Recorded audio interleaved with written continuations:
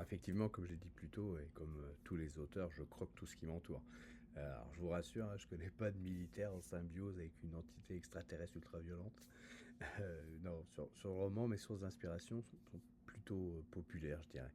Je suis pas un grand lettré,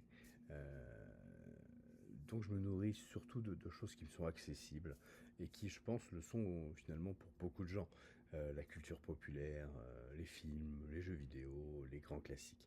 Par exemple, sans divulgacher, clairement l'œuvre de Lovecraft et de ceux qui ont continué avec lui, et après lui, c'est ma première inspiration. Ah, son univers de créatures cosmiques, et d'horreurs indicibles m'ont toujours fasciné.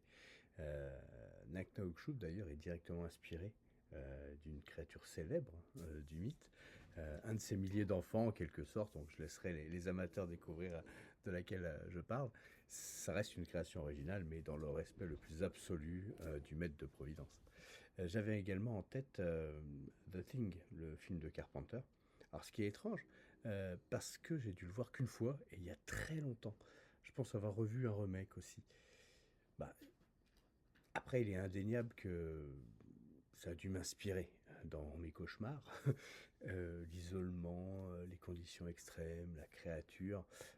Je pourrais aussi citer Alien, une série dont je suis totalement fan et qui a je suis sûr aussi, laissé une empreinte, dans le livre.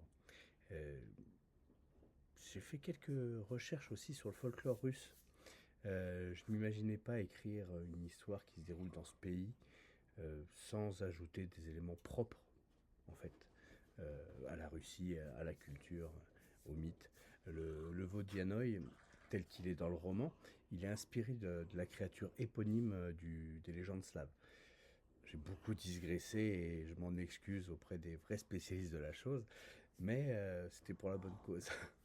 En fait, je voulais vraiment qu'on se dise: «Ah mais cette légende», heu, avec le roman qui donne quelques indices, je dis: «Ah oui, ben, en fait, c'est vraiment ancré dans la base culturelle, de cette légende, donc ça peut-être que c'est vrai».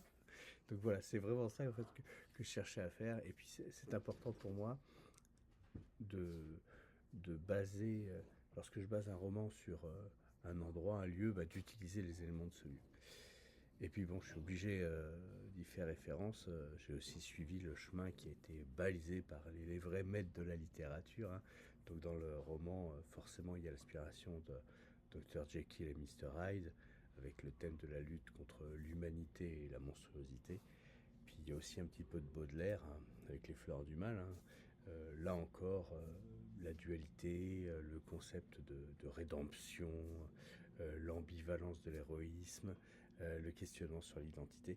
Bah, il en a bien mieux parlé que moi, mais il m'a certainement, susurré, murmuré à l'oreille lorsque j'écrivais La quête, de Martin Gala.